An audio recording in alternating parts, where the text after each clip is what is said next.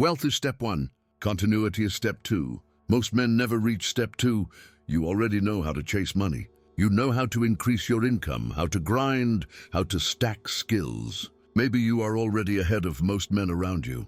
You make more, you think deeper, you feel that pull toward power and significance. But there is a brutal truth hidden behind that progress. Almost everything you are doing right now is designed to die with you. Think about it. Your job dies when you retire. Your personal brand fades the moment the algorithm moves on. Your hustle ends with your heartbeat. The modern world has trained you to fight for income, not for inheritance, and definitely not for dynasty. Income feeds your present. Dynasty controls your bloodline's future. Machiavelli understood this perfectly. He did not just advise princes on how to win battles or manipulate rivals for a season. He thought in terms of houses, lineages, names that would still command respect generations later. That is why he wrote that men more quickly forget the death of their father than the loss of their patrimony. He saw something most men never see. Money is not the real obsession. Continuity is. The fear of your line falling back into weakness is stronger than grief. I want you to feel the difference in your body. Picture a man who makes $200,000 a year, drives a prestige car, lives in a nice urban apartment, and posts motivational quotes on social media. Now picture another man who may not even be as flashy personally, but his children attend the best schools. The family owns assets that generate cash without his presence. Their surname opens doors, and when he walks into a room, people know he is not just an individual. He is the front face of a house. Which one do you actually want to be? Most men unconsciously choose to be the first man, the showpiece, the income winner, the one who looks like he's winning today. Machiavelli would have called him useful but disposable. The second man is different. The second man is playing what Machiavelli called a long game of necessity. He places his moves not only for current safety, but to lock in advantage for those who come after. That is dynasty. This entire journey is about one thing, shifting you from short-term success thinking into multi-decade, family-first power architecture. You are going to stop thinking like a performer and start thinking like a founder of a house. You are going to move from asking, how do I level up my life this year, to asking, what kind of structure must I build so that my bloodline never falls back into the crowd again? To do that, we are going to walk through 15 generational moves, not random tips, not feel-good slogans. Structural moves, assets, alliances, narrative, heirs, geography, internal threats, public versus private image, a legacy operating manual that outlives you. By the time we are done, you will have a blueprint that would make sense to a Renaissance prince and to a modern strategist alike. But before you can build like that, you need to confront a harsh reality. You were not raised to think in dynasties. You were raised to think in paychecks, promotions, and personal achievements. You were trained to see your life as a solo story, not as a chapter in a long, ruthless book. That is why you feel anxious, why you feel behind, why every goal you hit turns into a new moving target. You are trying to find peace in a game that resets every year. Machiavelli would tell you that your first shift is not financial. It is psychological. He wrote that the wise man does at once what the fool does at last. Apply that to time. The wise man thinks generationally now. The fool eventually realizes at the end of his life that he has built nothing that survives him. You do not get a second chance at this realization. You either wake up in your 20s, 30s, or 40s and change how you move, or you watch the next generation repeat your starting position. So here is the foundation. Dynasty beats income. Structure beats hustle. Systems beat effort. Your personal greatness is not enough. A dynasty is not just a rich man with kids. A dynasty is a designed ecosystem around your name that protects, multiplies, and directs power long after your direct control is gone. It is strategy frozen into habits, assets, stories, and expectations. Now let us begin to lay the first stones. Number 1, think in centuries, act in decades. Most men think in days and weeks. Ambitious men stretch to years. Dynasty builders stretch their imagination further. They ask what their name should mean 50 years from now. They ask what kind of lives their great-grandchildren should be living. They ask what role their family will play in their city or their country. That is thinking in centuries. But here is the trap. If you only drift into fantasies about the far future, nothing changes. So Machiavellian thinking forces you to act in decades. What must be in place 10 years from now for that century-scale vision to be plausible? What assets must exist?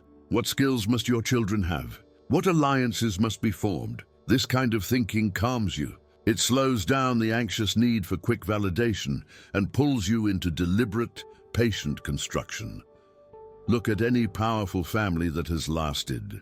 They did not stumble into that position. Whether they were merchant families in Florence, industrial dynasties in America, or modern financial houses, the pattern is the same. Someone in one generation began to see beyond their own lifespan. That person was willing to sacrifice some personal comfort for structural advantage. They did not just ask, "What do I want?" They asked, "What must this house become?" That is the mental promotion you are about to give yourself. Number 2, separate the man from the dynasty. This is one of the most difficult and most liberating ideas you will ever absorb. Right now, your identity is tangled up with your performance. If you are doing well, you feel powerful. If you are struggling, you feel like a failure. A dynasty builder makes a different move. He splits himself into 2 roles. On one side, there is you as a man, with your desires, your emotions, your flaws. On the other side, there is the entity, the house, the name, the future lineage. You are a servant and architect of that entity. Machiavelli often spoke of the state as something separate from the prince's personal emotions. He advised rulers to make decisions not based on their feelings, but based on what preserved the state. In the same way, you begin to ask not, "What do I feel like doing?" but what preserves and strengthens the house. That might mean choosing a career path because it opens strategic doors, not because it looks exciting. It might mean ending relationships that are emotionally intense, but structurally suicidal. It might mean moving cities or countries because the geography is hostile to the kind of dynasty you intend to build. When you separate the man from the dynasty, something powerful happens. Failure becomes data instead of identity. You can say, "This move weakened the house. I will correct it," instead of, "I am a loser." Success becomes responsibility instead of ego. You can say, "This win gives the house more leverage. How do I secure it?" instead of, "I am better than everyone." You become less fragile, less reactive, and far more dangerous in the long term. Number 3, define the house mission before the money mission. Most people start with income goals. 6 figures, 7 figures, certain net worth targets. That is all fine, but it is incomplete. A dynasty needs a mission that is bigger than simple accumulation. What is this family for? What do people feel when they hear your name? Do they think of education, craftsmanship, ruthless excellence, integrity with power, strategic generosity, innovation, or something else entirely? Machiavelli understood that reputation is a political weapon. He wrote that a prince must avoid those things which make him hated or despised. In modern terms, your house mission is the narrative shield and sword your descendants will carry. If your family stands for something clear and strong, decisions become easier. Investments align with identity. Opportunities self-select. People who do not fit your values naturally fall away. Without that mission, you become just another rich person whose children drift into entitlement and chaos. This is where it starts to get uncomfortable, because defining a mission for your house forces you to confront your own values honestly. If you claim you want your name to stand for discipline, but your daily life is chaotic, there is a mismatch. If you claim you want your house to stand for wisdom, but you consume shallow distraction all day, there is a mismatch. You are not just building a portfolio. You are building a culture, starting with yourself. As we move forward, each of the 15 generational moves will plug into this foundation. Thinking in centuries while acting in decades. separating the man from the dynasty, defining the house mission before chasing money. Once these three are in place, the more technical moves around assets, alliances, heirs, geography, and internal threat management actually make sense. Without them, everything collapses into another short-term hustle story. In the next part, we are going to step deeper into the architecture. You will see how Machiavellian strategy applies directly to the assets you choose, the way you position your family and society, and the hidden filters you must install so that your line grows stronger instead of softer with each generation. In part 1, we shifted your identity. You are no longer just a man chasing a better lifestyle. You are the architect of a house. Now we start pouring concrete. Because a dynasty without structure is just a fantasy. The world does not respect wishes. It respects architecture.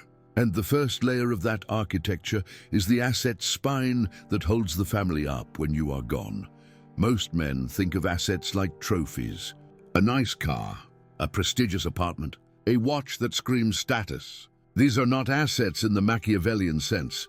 They are costumes. Machiavelli advised princes to focus on what preserves the state, not what decorates it. Translate that into your life. You stop obsessing over what signals wealth today and start building what quietly guarantees power tomorrow.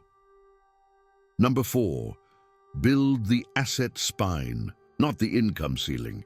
This is your first real generational move in the material world. Income is how hard the water is hitting the wheel. Assets are the wheel itself. Most men spend their lives trying to increase the pressure of the water, but the wheel is small, fragile, and entirely dependent on their physical presence. The moment they get sick, tired, or replaced, everything stops. A dynasty builder flips this. He sees every dollar of income as raw material to strengthen the spine. Real estate that produces rents across cycles. Ownership stakes in businesses that can function without his hands. Intellectual property that pays long after the work is done. Positions in markets that throw off cash while he sleeps. It is not about having everything. It is about building a backbone of cash flow that does not need you to show up in the morning.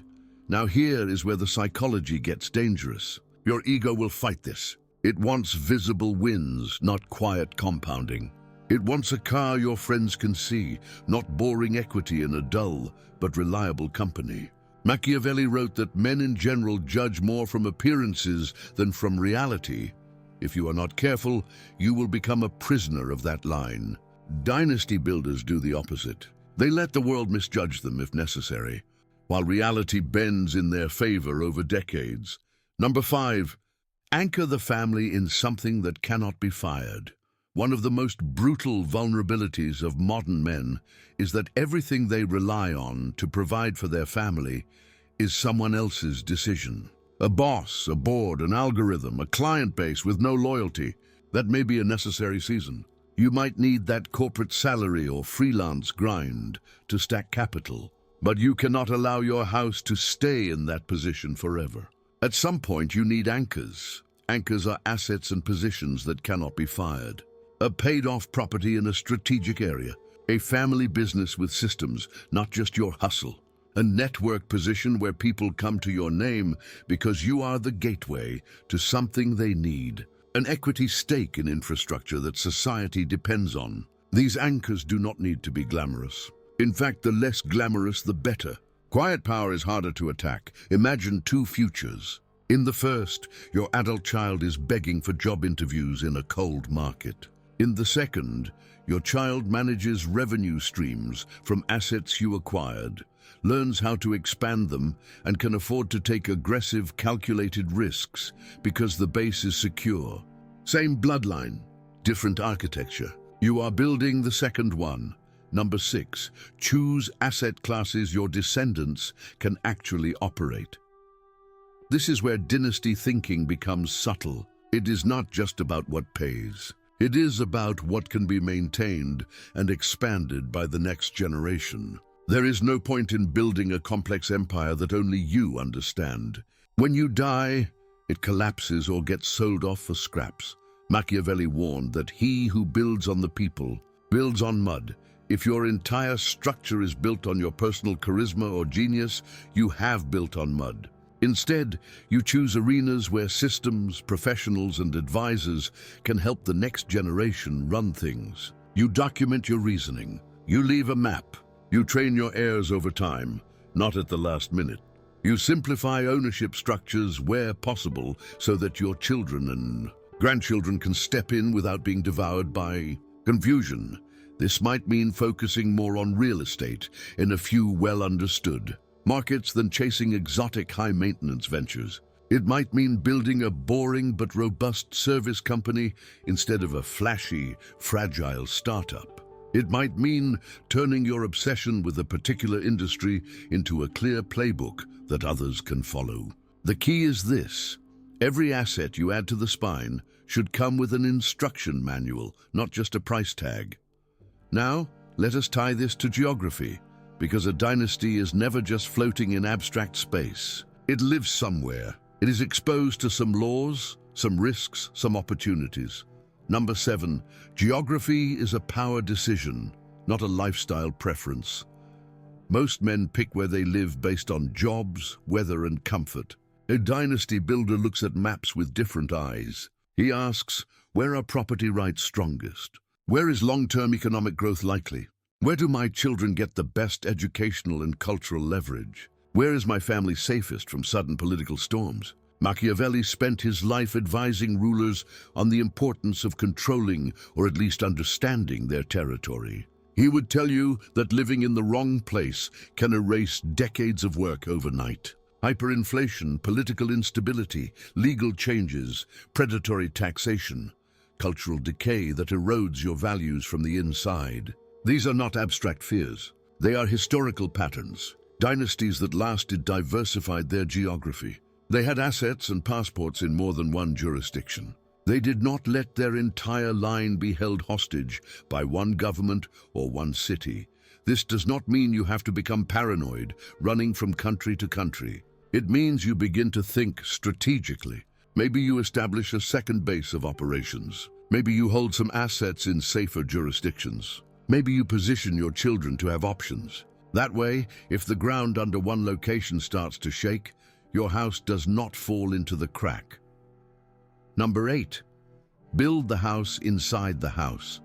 This might be the most overlooked generational move of all. The external asset spine and geographic positioning matter, but they will be destroyed if the inner house, the family itself, is weak. You are not just building structures. You are building people who can inhabit them without rotting them from the inside. Machiavelli wrote extensively about internal corruption, factionalism, and how cities destroy themselves from within. Families are no different.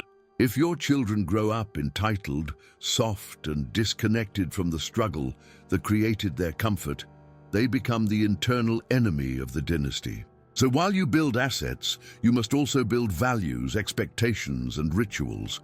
Dinner table conversations where money, power, history, and responsibility are discussed honestly. Family traditions that honor discipline and contribution, not just consumption. Quiet exposure of your children to work, sacrifice, and the reality of the game, instead of sheltering them in fantasy. You are building a culture that tells them this name comes with privilege, but also with obligations. We do not merely maintain what we have, we advance it.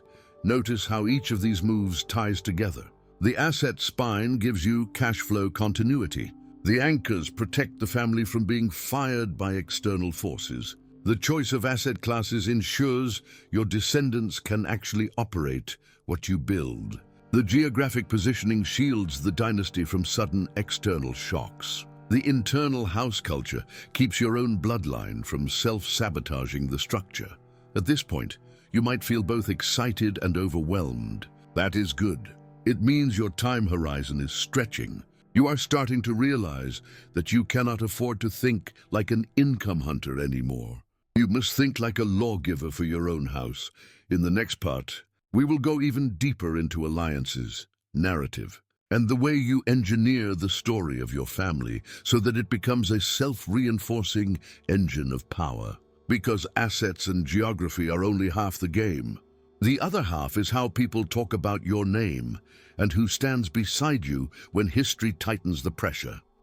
In part 2, we started building the concrete structure of a dynasty, the asset spine, the anchors, the geography, and the inner culture of the house. Now we move into territory that is less visible, but just as decisive. Because a dynasty is never just what it owns. It is who stands beside it and what is said about it. Men obsess over their personal reputation in the moment. They want to look impressive at dinner, online, in front of colleagues.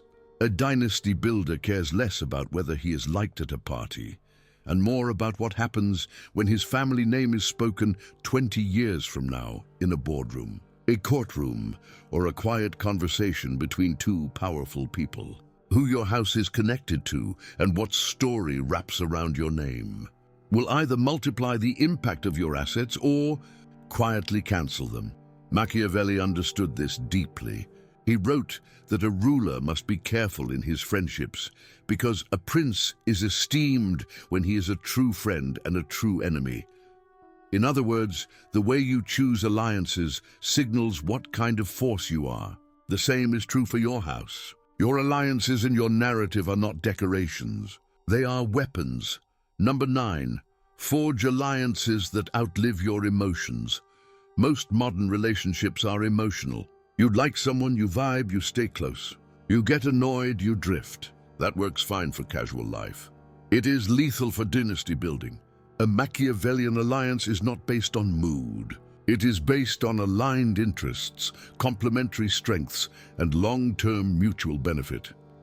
Think about it like this. Your house needs access to certain gates, legal expertise, political understanding, industry information, capital, distribution, cultural influence. You will not possess all of these internally, so you build relational bridges to people and families who do. Not as a desperate networker begging for help, but as a strategic partner who brings something real to the table. Maybe you bring deal flow.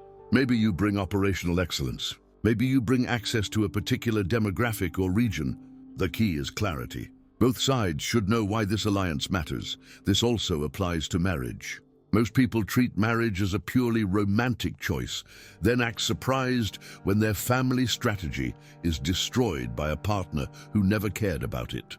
A dynasty builder cannot afford that. Romance is not excluded, but it sits inside a larger matrix of questions. Does this person respect the mission of the house? Do they add strength or chaos? Will they help raise heirs who understand responsibility, or will they sabotage discipline? Machiavelli would be blunt here. If your closest alliances are misaligned, they will undo everything you build. Notice how this removes a lot of drama from your life. If an alliance stops serving the long-term interests of both houses, you cool it down. You do not need a big fight or a moral story. You simply recognize that the structure no longer works. On the other hand, if an alliance is structurally strong, you do not abandon it for small disappointments. You protect it, repair it, and keep it moving. Number 10, guard the inner circle like a fortress. Every powerful structure has an interior layer that is not open to everyone. Princes had courts. Modern leaders have inner teams. Your dynasty has an inner circle. This is not about elitism for its own sake. It is about insulation. Whoever has inner access to you and your family has influence over your decisions, your emotions, and your children's worldview. Machiavelli warned rulers about flatterers and parasites who crowd around power. He advised that a wise prince chooses a few wise counselors and gives them the freedom to speak truth. Translate that into your life. The inner circle of your house should be small, tested, and aligned. They are people who understand your mission, respect your boundaries, and tell you the truth even when it hurts. You do not select them because they make you feel important. You select them because they strengthen the house. Look at your current environment. Who has access to your private conversations, your children, your conflicts, your dreams? Are they disciplined, principled, strategically minded? Or are they chaotic, resentful, constantly pulling you back toward mediocrity? Many men will work hard in their career and their investments, then let low-quality people walk straight into the core of their life. That is like building a fortress and leaving the gate open to anyone who smiles. Dynasty building forces you to harden this gate. You start saying no more often. You let some friendships drift into the outer rings of your life. You become intentional about who spends time around your family. You do not let every relative or friend pour their unfiltered worldview into your children. This is not cruelty, it is protection. You are building a vessel meant to survive storms. You cannot fill it with leaks. Number 11, control the narrative of your name. Here is where things get interesting. Because human beings do not relate to raw data. They relate to stories. Your house is not just a set of assets, contracts, and alliances. It is a story in the minds of those who hear about it, and in the minds of those born into it. If you do not design that story, the world will do it for you, and your descendants will live inside a narrative you never chose. Machiavelli observed that men in general judge more from appearances than from reality. All men have eyes, but few have the gift of penetration. You can complain about that, or you can use it. Controlling the narrative of your name is not about lying. It is about selecting which truths are emphasized, what patterns are highlighted, and what lessons are repeated. Start with the inside. Your children need to know where this family came from and what it chose to become. They should hear again and again the origin story. The sacrifices you made, the principles you refused to violate, the moves you executed, not as a self-pity speech, but as a framework. This is who we are. This is how we behave. This is what our name stands for. Maybe the story is that this house rose from scarcity through relentless discipline and strategic risk. Maybe it is that this house has always protected education and intellectual power. Maybe it is that this house never breaks its word, even when it costs. Whatever it is, you articulate it, refine it, and repeat it. You create phrases and metaphors that stick. You make sure every child can explain, in their own words, what it means to carry your name. Then there is the external narrative. You do not chase fame for its own sake. You are not trying to be the loudest person online. Instead, you become known in specific circles for specific qualities. Perhaps your name becomes associated with reliability in a key industry. Perhaps your family is known for taking complex projects and making them work. Perhaps your surname is quietly tied to philanthropy in a certain area that aligns with your mission. You do not need the whole world to know your story. You need the right people to know a clear version of it. This is why you must be deliberate about public actions. When you support something, it sends a signal. When you conflict with someone, it sends a signal. When you show up, how you dress, how you speak, how you handle pressure, all of it feeds the narrative. A dynasty builder lives with this awareness without becoming obsessed or fake. He is simply conscious that every public move is either reinforcing the story of the house or blurring it. Let me give you a simple example. Imagine two men who both become financially successful. The first one spends his years flexing on social media, jumping from trend to trend, and publicly feuding with anyone who challenges him. The second one speaks rarely, but when he does, it is precise and consistent with his values. He is seen mentoring younger men. He treats staff and partners with firm respect. He's rumored to be extremely prepared and deadly in negotiations. Years later, who does the culture around them treat as a serious figure? Who will have their call returned when they are older? That is narrative compounding. As you sit with this, you may realize something uncomfortable. Up until now, your life story has been mostly improvised. You reacted to events, followed emotion, cared about how you looked in the moment more than how the pattern would look 20 years from now. That is normal. No one trained you to think in dynasties. But from this point forward, you do not get to claim ignorance. You are going to start asking different questions. Before you make a move, you ask, what does this teach my children about who we are? Before you react publicly, you ask, what narrative am I feeding? Before you bring someone close, you ask, do I want this person shaping the story of my house? When you combine generational assets with strategic alliances, a guarded inner circle, and a controlled narrative, something powerful begins to happen. Your name becomes more than a set of letters. It becomes a symbol that carries weight. People treat you differently, not because you are louder, but because the structure behind you is real. In the next part, we are going to confront the most delicate and dangerous part of dynasty building, heirs and internal threats. You will see how Machiavellian thinking applies not just to enemies outside your gates, but to weakness and division inside your own bloodline. And you will learn how to prepare successors who do not destroy what you build, but sharpen it. Up to now, we have talked like an engineer. Assets, geography, alliances, narrative. But every serious strategist eventually runs into a darker question. What happens when the threat is not outside your gates, but sitting at your own table? Most men think their enemies are competitors, markets, governments. Machiavelli would shake his head. He watched cities fall and families vanish because of something far more humiliating. Division, softness, and stupidity inside the bloodline.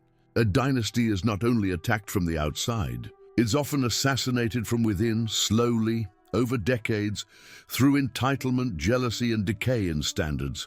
You can already feel this if you look around. How many stories have you heard of families that built serious money in one generation, only for the second or third generation to turn it into drama and dust? How many times have you seen siblings fight over inheritance, children drift into addiction, or spouses rip the structure apart in court? That is not bad luck. That is what happens when a man builds wealth, but not a system for handling internal threats. Number 12, train heirs as stewards, not princes. This is one of the most unforgiving shifts you will ever make. Most fathers unconsciously train their children to feel like little royalty. They shield them from difficulty, give them what they never had, and confuse comfort with love. A dynasty builder cannot afford that mistake. Your heirs are not consumers of what you build. They are stewards of it. Machiavelli gave rulers a brutal reminder when he wrote that men are ungrateful, fickle, false, cowardly, covetous. Apply that to your own line. Do not assume that your blood will magically resist those tendencies. Assume the opposite. If your children are not trained, the power you hand them will expose every weakness in their character. Stewardship training means involvement. It means bringing them into age-appropriate discussions about money, risk, and consequences. It means giving them controlled responsibility early, where failure stings but does not destroy the house. You might have a son who wants to coast on the family name. You might have a daughter who sees the structure purely as a safety net.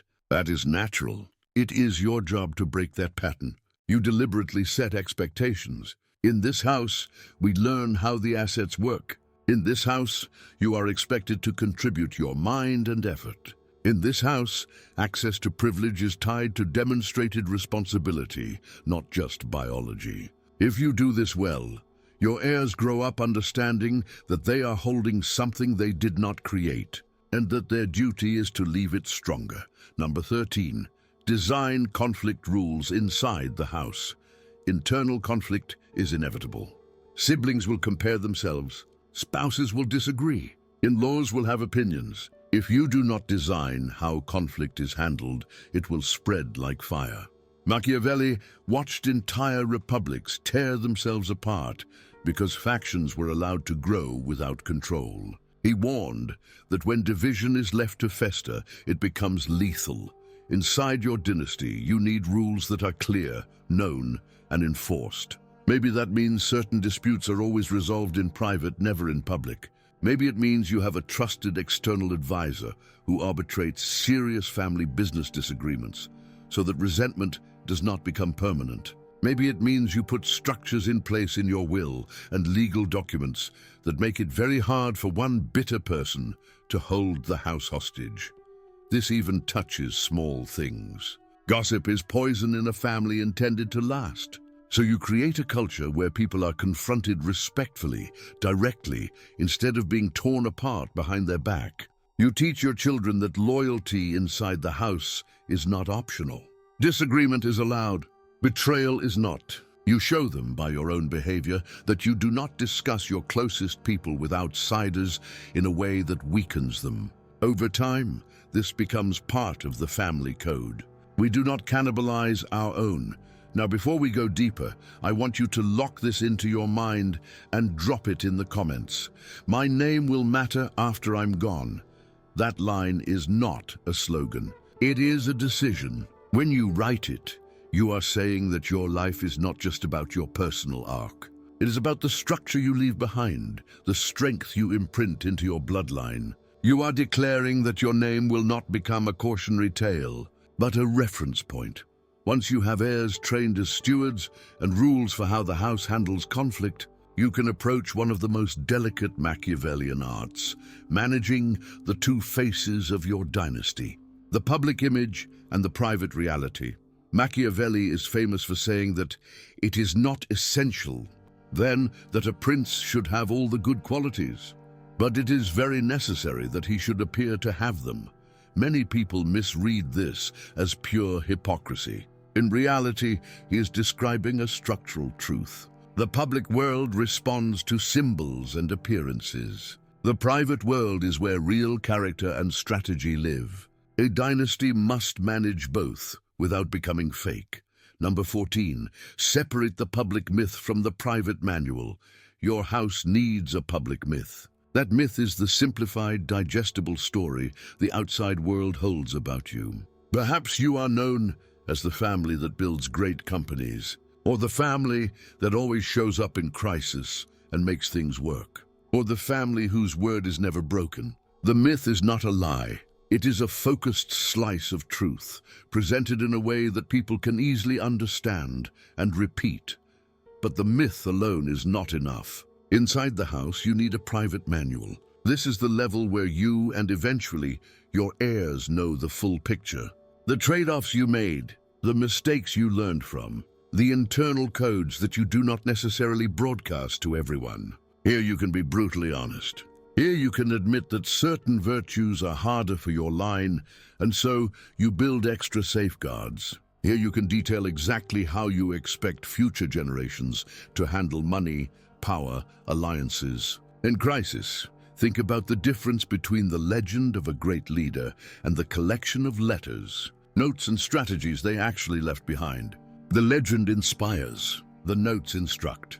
Your dynasty needs both. If your children only inherit the myth, they will try to perform an image without understanding the mechanics. If they only inherit the manual with no myth, they will become excellent operators with no sense of meaning or identity. So you start documenting, not just legal documents for lawyers, but narrative documents for your bloodline. You write down why you chose certain values, why you avoided certain industries, how you handled betrayal, what you regret, and what you would repeat without hesitation. You might record audio messages or video messages to be watched when your children hit certain ages. You might write a private book for the family. This is your private manual in embryonic form. Machiavelli dedicated his work to a prince as a kind of manual for rule. He knew that without written guidance, each new ruler would repeat the same naive mistakes. You can do the same at the scale of your house. You become the first lawgiver, the one who sets down not just rules but reasons. You explain to your descendants what your name is supposed to mean, and how they can adapt to new eras without betraying the core.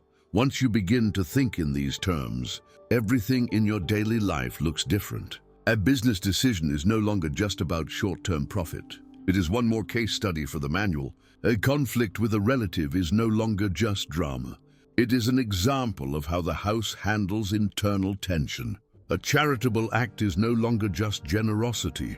It is a deliberate stroke in the public myth.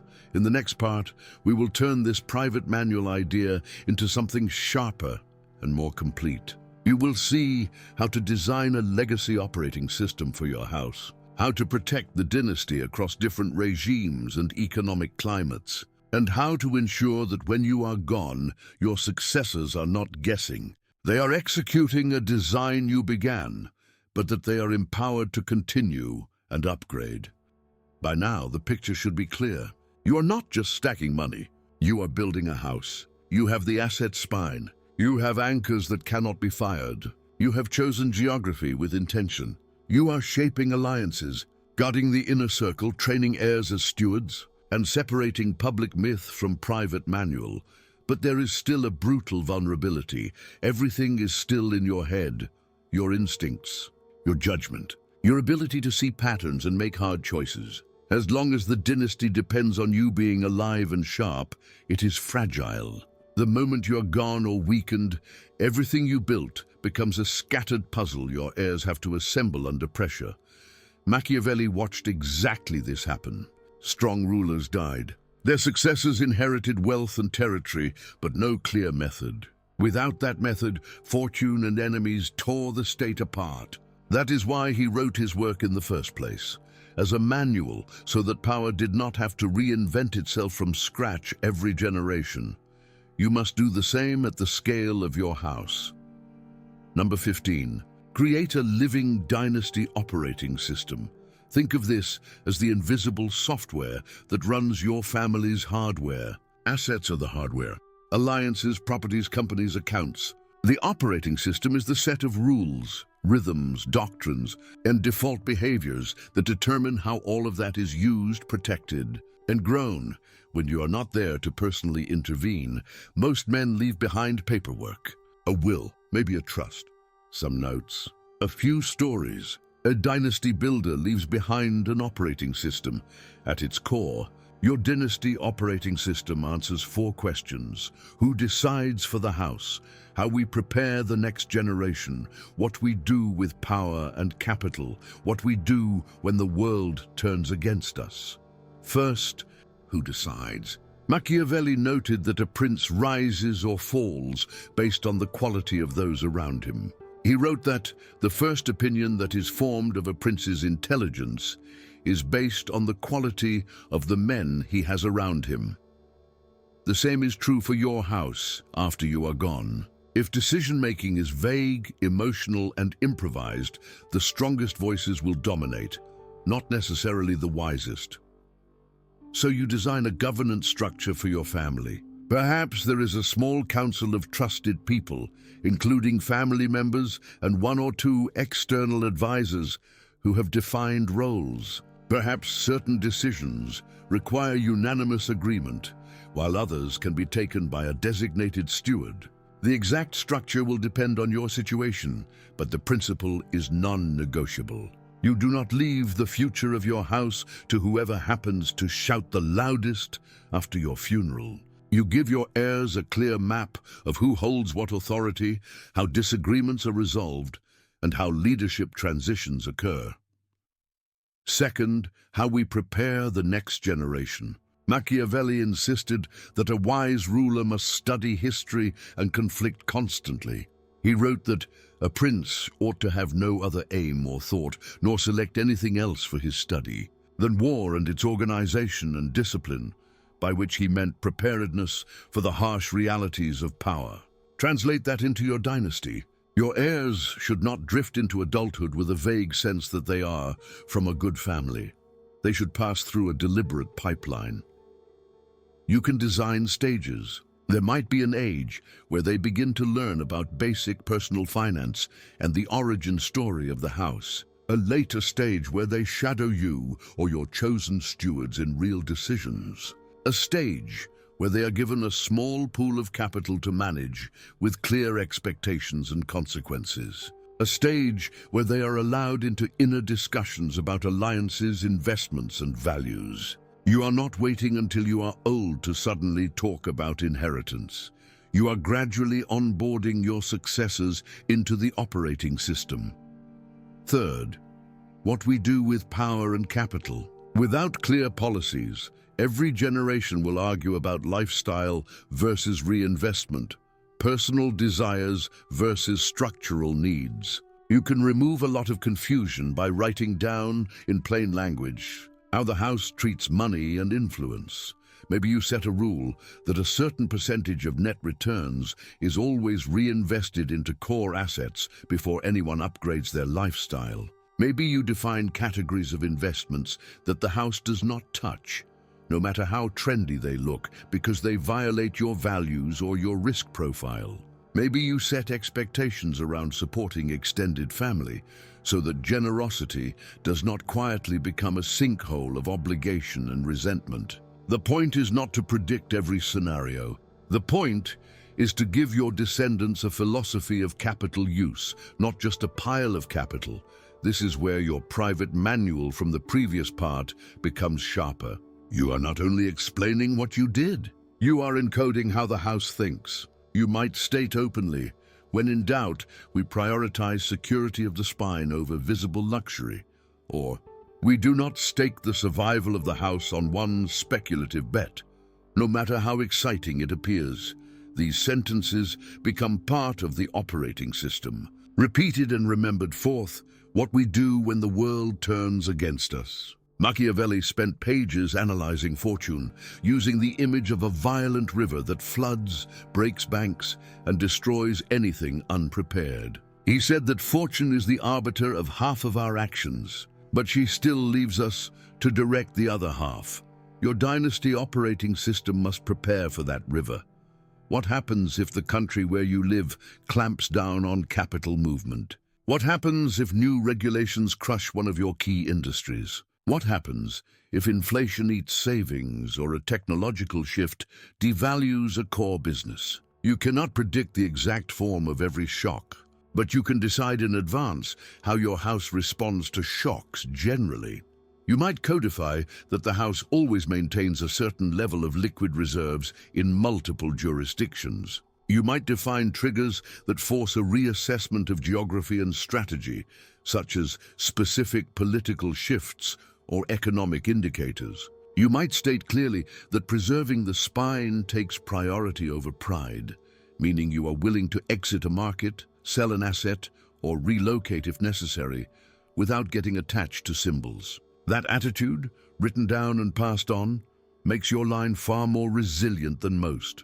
All of this may sound heavy and abstract, but in practice, it is extremely human. You are simply doing, at the scale of your house, what serious leaders do at the scale of states and companies. You are turning principles into defaults. Over time, your operating system becomes culture. Your children and grandchildren do not have to consciously remember every phrase. They begin to feel, in our family, we handle this kind of situation this way. That is power. When the right behaviors become almost automatic, the dynasty is finally becoming real. At the same time, you must keep the system alive, not frozen.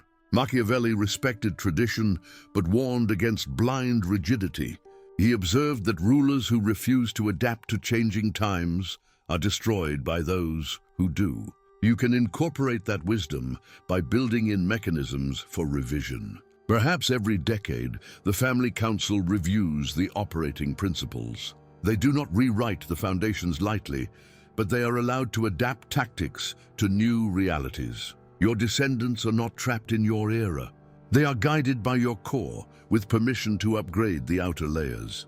When you zoom out now, you can see the full architecture starting to appear. Your mindset has shifted from short-term income to multi-decade design. The asset spine holds the body. Geography and anchors stabilize it. Alliances and narrative extend its reach. Heirs and conflict rules protect it from the inside. The public myth and private manual give it identity and clarity. And the operating system you design is the nervous system that keeps everything moving in one direction when you are gone. The irony is that once you commit to this long horizon thinking, your present life becomes less anxious, not more. You stop needing every year to be some loud, dramatic leap.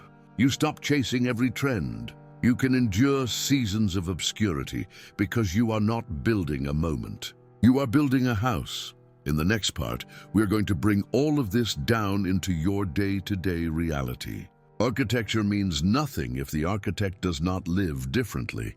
You will see what it actually looks like to move through the world as the founder of a dynasty. How you speak, how you choose, what you walk away from, what you ruthlessly protect, and how you maintain a Machiavellian edge without losing your soul in the process. Up to now, we have been building on paper, architecture, operating systems, rules, codes, and structures. But none of it becomes real until it leaks into how you move through an ordinary Tuesday. A dynasty is not built on dramatic speeches once a year. It is constructed in boring decisions, in quiet refusals, in who you answer, in what you tolerate, in how you carry yourself when no one is watching. If your daily life does not change, nothing you have heard means anything. So let us bring this down to earth. From this point forward, you do not wake up as a guy trying to improve his life. You wake up as the founder of a house, the first lawgiver of your line. Machiavelli wrote that he who wishes to be obeyed must know how to command. That starts with self-command. You cannot expect your children, your allies, or your descendants to respect a code you do not live. Picture two versions of your morning. In the first, you roll out of bed late, scroll through distractions, rush through your day, reacting to emails and other people's agendas, squeeze in work and finish with mindless entertainment, promising yourself tomorrow will be different. In the second, you greet the day with the question, what does the house need from me today? You move with intention. You might still have the same job, same obligations, same city, but your posture has shifted. You are not drifting. You are executing. This is where the 15 generational moves become more than ideas. They become filters. When you are offered a new opportunity, you do not just ask, does this pay me more? You ask, does this strengthen the asset spine or just inflate my lifestyle? When a conflict appears, you do not simply react emotionally. You ask, how does the house handle internal and external threats? When you are tempted to impress people who do not matter, you remember that your name is not a toy. It's a symbol you are building for those who come after you. If you do this consistently, your energy shifts. People feel it. There is a calm seriousness in men who are building beyond themselves. They are not easily baited. They do not need to prove anything on a random Thursday. They are playing for a different scoreboard. Machiavelli famously said that a prince must learn to be both lion and fox. The lion to frighten the wolves, the fox to recognize traps. As the founder of a dynasty, your daily life becomes a training ground for both. Your lion shows up when you set boundaries. When you say no to relationships that drain you, even if they are familiar. When you walk away from a deal that looks lucrative but compromises the mission of the house. When you enforce a standard in your home, even if your children or partner push back in the moment. Strength in these small acts builds a spine inside you that your descendants will feel, even if they never meet you. Your fox shows up when you watch how people move, not just what they say. When you notice patterns in your industry and begin to quietly position your family before others even realize something is changing. When you sit in a room and let others talk, learning who is reckless, who is grounded, who is greedy, who is reliable. A dynasty builder carries less need to dominate every conversation. He is gathering information for a long game. Here is a concrete example. Imagine you are offered a promotion that will pay more but demand all your time, keeping you on a leash with no space to build assets of your own. The short-term man says yes instantly. The dynasty builder pauses. He asks how this fits the next 10 years, not just the next 10 months. Perhaps he negotiates different terms. Perhaps he uses the higher income as a temporary capital boost, with a clear exit date written in his own notebook. Or perhaps he refuses, because he recognizes that it would freeze him in place as a well-fed servant. Same offer. Two different minds, or take relationships. Most men choose partners based on chemistry and comfort. The founder of a house cannot stop there. He watches how a potential partner handles stress, money, long-term planning. He notices how they speak about family, about loyalty, about ambition. He asks himself, if this person is sitting at my table 20 years from now, influencing my children every day, does that strengthen the house or weaken it? It may sound cold. In reality, it is respect. You are respecting your future bloodline enough to choose carefully. Machiavelli warned that there is nothing more difficult to plan, more doubtful of success, nor more dangerous to manage than the creation of a new system. That is exactly what you are doing. You are creating a new system inside your own life. The old system was impulse, distraction, and short-term ego. The new system is deliberate, generational, and disciplined. Do not be surprised if there is resistance, both from the outside and from the weaker parts of yourself. Old friends may not understand why you stop wasting weekends on empty routines. Family may not understand why you are more guarded about who comes close. Colleagues may not understand why you are less obsessed with promotions and more obsessed with ownership. That is fine. They are not supposed to understand. You are not building a consensus. You are building a dynasty. One of the most powerful daily habits you can install is simple. Once a day, ask yourself, what did I do in the last 24 hours that my great-grandchildren would thank me for? It might be a financial decision. It might be a conversation with your child that set a standard. It might be a workout that extended your healthy years and allowed you to lead longer. It might be a refusal to waste money on something performative, choosing instead to quietly invest. When the answer is nothing too many days in a row, that is your signal to recalibrate. Not with shame, but with precision. You adjust your schedule. You cut something. You add something. Remember Machiavelli's line, where the willingness is great, the difficulties cannot be great. Once your will is lined up with this mission, the obstacles are not excuses anymore. They are puzzles you are willing to solve. This way of living also changes how you handle failure. When a short-term man fails, he takes it personally. His identity is shattered. He thinks the story is over. A dynasty builder treats failure as one bad chapter in a long book. He is ruthless in self-assessment, but calm in his core. He asks, what did this reveal about my systems, my alliances, my judgment? Then he corrects, because he knows his house is not a fragile glass sculpture. It is a fortress under construction. A cracked stone is replaced. The wall continues. You will notice something else. The more you think in dynastic terms, the less you are impressed by loud, short-lived success. The influencer who peaks in 3 years. The entrepreneur who burns hot and then disappears. The man who flashes his lifestyle but has nothing that can survive a serious storm. You can admire their skills without envying their game. Your scoreboard is different. Your eye is trained on who is still strong in 20 years, whose children are not destroyed by their success, whose name remains solid when fashion shifts. At the same time, you avoid romanticizing suffering. This is not about becoming a joyless monk. Building a dynasty includes enjoying the life you are structuring. The difference is that your enjoyment is anchored. You can spend on experiences, on comfort, on beauty, knowing that the spine is strong and the operating system is in place. You are not drinking tomorrow's strength to feel powerful today. You are drinking from a well you have actually dug. As you live this way, your internal narrative changes. You stop thinking, I hope things work out.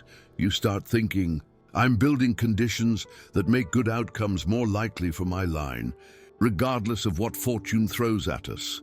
That is the quiet confidence Machiavelli admired in effective rulers. Not arrogance, but a grounded belief in their ability to shape reality within the limits of fate. In the final part, we are going to pull everything together. We will revisit the 15 generational moves as one coherent system, then challenge you directly to decide who you are going to be in your own bloodline story. Not as an idea, but as a commitment. By the end, you will either walk away unchanged, or you will know in your bones that wealth was only step one, and you have now stepped into something far more dangerous and meaningful. This is where everything you have heard either becomes a turning point in your bloodline or just another piece of content you forget in a week. We started with the simple line, wealth is step one, continuity is step two. Most men never reach step two. By now you know why. It is not because they are stupid. It is because their entire life has been framed around short-term survival, short-term wins, short-term validation. The system they live in rewards noise, not permanence. You are choosing something different. You are choosing to become the origin point of a dynasty. Pause and really feel what that means. Somewhere in your family tree, there was a break. A man who was supposed to lead but collapsed. A generation that surrendered to comfort, addiction, fear, or chaos. Your line drifted. You were born into that drift. Nobody asked you. Nobody handed you a manual. Yet here you are, listening to ideas about multi-decade architecture, house missions, asset spines, heirs, and operating systems. That is not an accident. History is handing you a role. Founder Machiavelli understood how rare this moment is. He wrote that there is nothing more difficult to take in hand, more perilous to conduct, or more uncertain in its success than to take the lead in the introduction of a new order of things. That is what you are doing. You are introducing a new order inside your own bloodline. You are refusing the script of temporary success and choosing the burden of continuity. Look at what you have in your hands now. You have a mental promotion. You're no longer just a man, you are an architect of a house. You have seen the difference between income and infrastructure, between a flashy lifestyle and an asset spine that quietly pays your descendants. You understand that geography is not just weather, it is law, risk, and leverage. You know alliances must be crafted, not stumbled into. You know your name carries a story, and that if you do not write it, someone else will. You have learned that heirs must be trained as stewards, not princes. That conflict inside the house must be governed, not denied. That your dynasty must show one face to the public and operate from a deeper manual in private. That an operating system for your house is not a luxury. It is the only way your judgment survives your body. And finally, you have seen what it looks like to live daily as a founder, moving through the world with the calm tension of a man who is building something his great-grandchildren will inhabit. Now it all collapses into one question. Who are you going to be in your family's story? If someone studies your line 100 years from now, there will be a before you and an after you. Before you, the family drifted with the economy, with politics, with trends. After you, the house had a spine, a mission, a code. Before you, your surname was just a label. After you, it became a statement. You do not get to control everything that happens between now and then. Fortune is still wild. Life will still hit you with storms. But as Machiavelli said, fortune is the ruler of half of our actions, but she leaves the other half, or almost that, to be governed by us. Your half is what you are deciding now. Here is the hardest truth. No one will applaud you for most of this work. You will not get a standing ovation for choosing a boring, robust asset over a flashy toy. No one will trend your name because you quietly trained your child to think like a steward. You will not go viral for writing a private manual your descendants will cherish. Dynasty building is, by design, invisible in the moment and undeniable in hindsight. You must be willing to trade immediate praise for permanent structure. Imagine two futures at the end of your life. In the first, you are personally accomplished. You had a good run. You made decent money. Maybe you were admired. But as you look at your children and grandchildren, you see fear, confusion, and fragmentation. They are starting where you started. The line has not actually advanced. In the second future, you might not have impressed everyone on the outside. You might have moved more quietly. But your heirs are standing on real ground. They know who they are. They have assets, options, and a code. They speak of you with the tone reserved for origin points. Which ending do you want? Machiavelli wrote, "A wise man ought always to follow the paths beaten by great men, and to imitate those who have been supreme, so that if his ability does not equal theirs, at least it will savor of it. You may never be a Medici prince. You may never control a city. That is irrelevant. You can still savor of that level of seriousness by applying the same principles at the scale of your own life. You can still think like a house founder, even if you are starting from a small apartment and a modest income. Start ruthlessly small. That is how you respect the mission. Do not wait until everything is perfect. Lock in the first pieces of your asset spine. Define, in writing, what your house stands for. Start documenting your decisions and the logic behind them. Begin training your heirs, even if for now heirs means your future children or the younger men who look up to you. Tighten your inner circle. Pay attention to your name. These moves are not dramatic in isolation, but stacked over years, they bend your line. You also need to understand something about the pain you carry. The frustration, the resentment, the sense that you were not given a fair starting point. Dynasty thinking does not deny that pain. It weaponizes it. The hunger you feel becomes the fuel for higher standards. The absence of guidance you experienced becomes the reason you will write a manual. The instability you grew up with becomes the reason your descendants will not. When you choose this path, you become dangerous in the best way. You are no longer easy to control because your desires are not cheap. You are no longer easy to distract because your attention is not for sale. You are no longer easy to demoralize because you are not playing for this week's mood. You are playing for your name, engraved into time. There is one more layer beyond strategy that Machiavelli hinted at but did not fully articulate because his focus was on states. It is the layer of meaning. Strategy without meaning becomes cold. Dynasty without meaning becomes a machine that crushes the very people it was meant to protect. The house you are building is not a monument to your ego.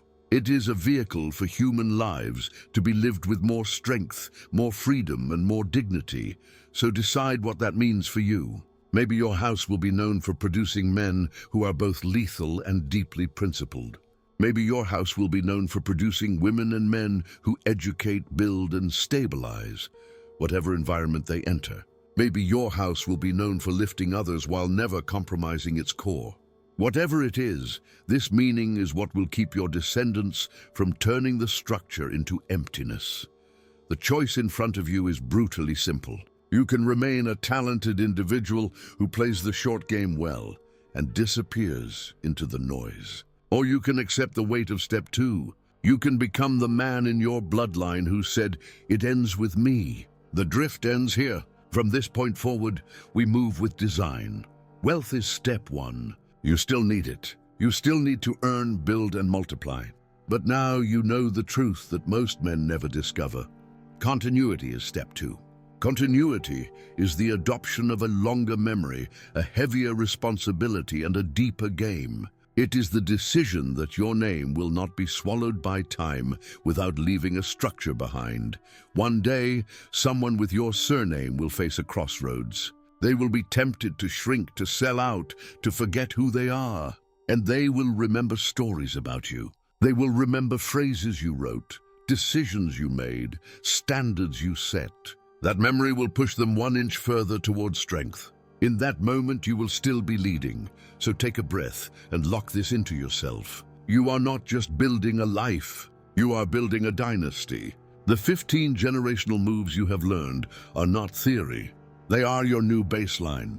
From this point on, every decision either strengthens the house or weakens it. Move accordingly, because your wealth was only ever supposed to be step 1. Continuity begins now.